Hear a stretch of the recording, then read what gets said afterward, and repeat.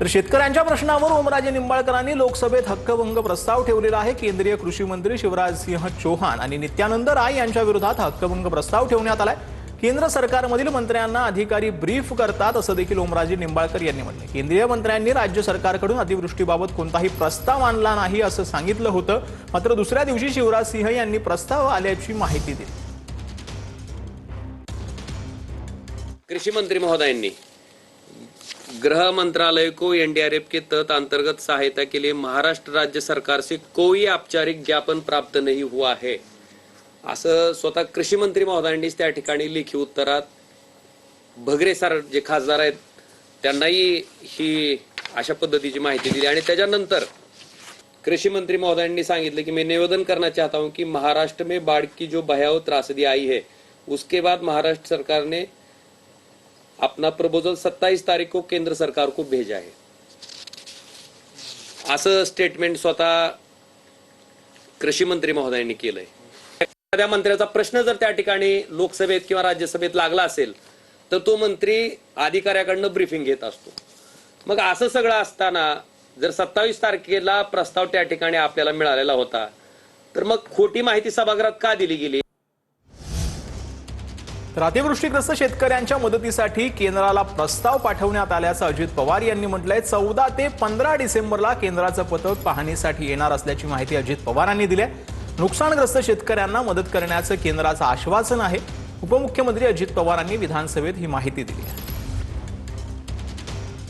की आमची पद्धत असते, आमच्या 2 टीम येतील, अजून एक टीम अध्यक्ष महोदय आता डिसेंबर मध्ये येणार आहे की साधारण तिथलं अधिवेशन चालू आहे, पण 14 का 15 डिसेंबरला अशी साधारण अजून एक टीम त्यामध्ये येणार आहे। तिघांनी सांगितलं की तुम्ही काळजी करू नका, साधारण आमचं अशा प्रकारचं नैसर्गिक संकट देशातल्या कुठल्याही राज्यावर आलं तर त्याला मदत करण्याची भूमिका नेहमीच केंद्र सरकारने स्वीकारलेली आहे, घेतलेली आहे आणि त्याच्यातनं तुम्हाला आम्ही निश्चितपणे मदत करू।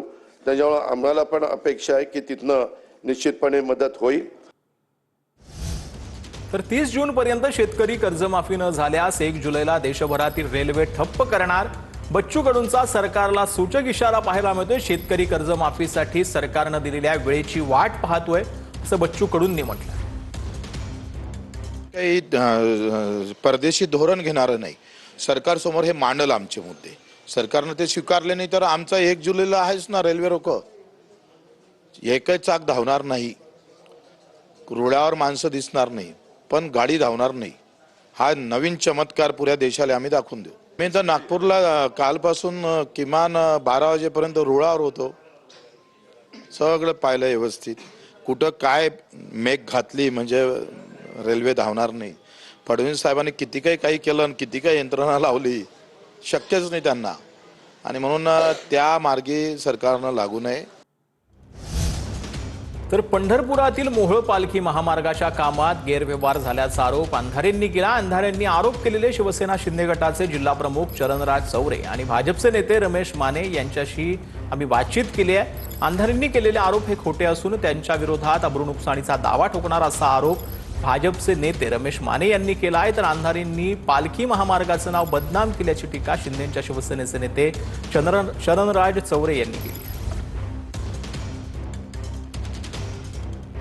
आता आम्ही त्यांच्या विरोधात एकत्रित तक्रार देणार आहे, आमचं आबरू नुकसानीची।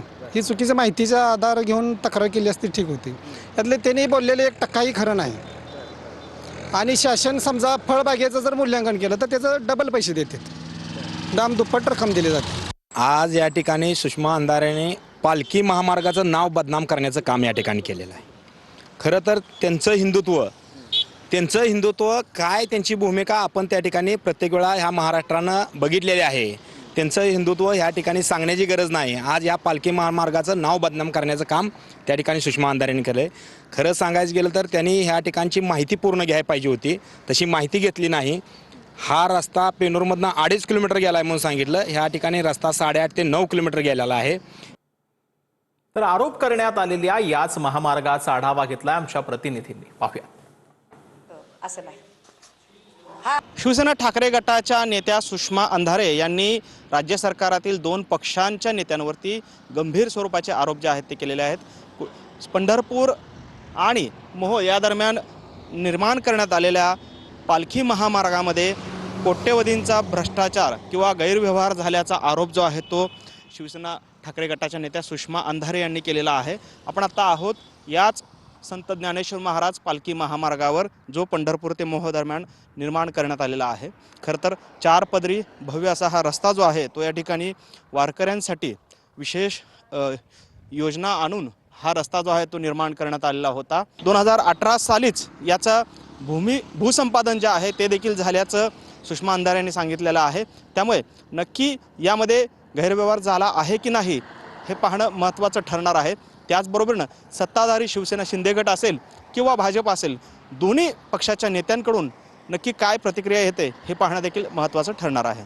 कॅमेरामन विनोद मुनाबादकरसह सागर सुरवसे, TV9 मराठी, पेनूर, मोहोळ, सोलापूर. वसंत मोरे अपघातातून थोडक्यात बचावलेले आहेत.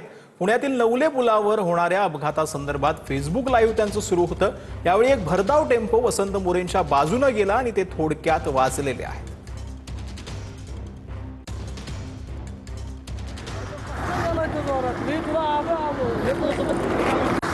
आणि ज्यांनी याच्यावरती मार्ग काढायचे त्यांनी मार्ग काय काढले? स्पीड 30चं करा. अरे स्पीड 30चं केल्यामुळं एकतर दंडाची